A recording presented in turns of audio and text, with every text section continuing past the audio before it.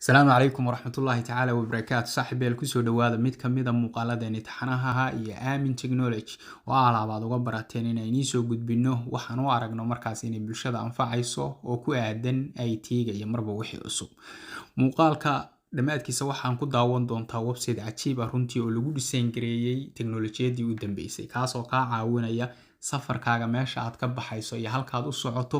gaadiidkii aad raaci lahayd qiimihii aad ku tagi lahayd iyo wixii la mid ah markaad website-ka kan aad gasho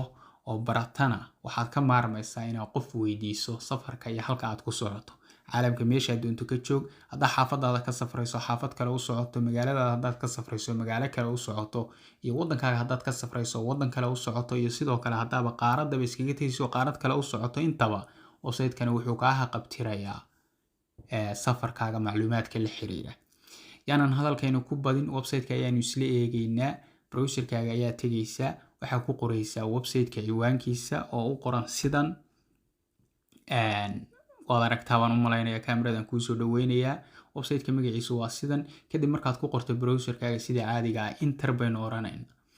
enter markaad tiraahdo website-ku qaabkan ayuu u soo baxaya wuxuu leeyahay laba meelood oo wax lagu qoro qaybta bidixda ah iyo qaybta midigta ah qaybta bidixda waxaad ku qoraysaa meesha safarkaaga aad ka bilaabayso tusaale waxaynu ku qoraynaa caasimadda dalka Muqdisho Soomaaliya waxaan ka soo qaadaynaa inaan Muqdisho Soomaaliya ka tagayno xagana waxaad ku qoraysaa meeshaad ku wajahan tahay oo safarkaagu aad u socoto micnaha waxaynu ku qoraynaa magaalada Boosaaso ee bariga Soomaaliya ku taala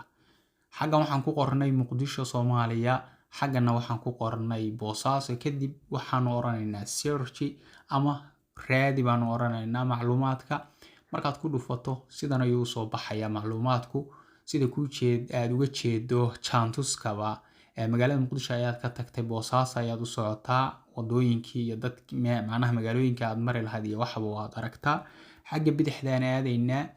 wuxuu website-ku kugu siinayaa talo inaad falayn qaadato waxa ugu fudud aad ku gaari kartaa faleeyahay magaaladaas adoo 2 saac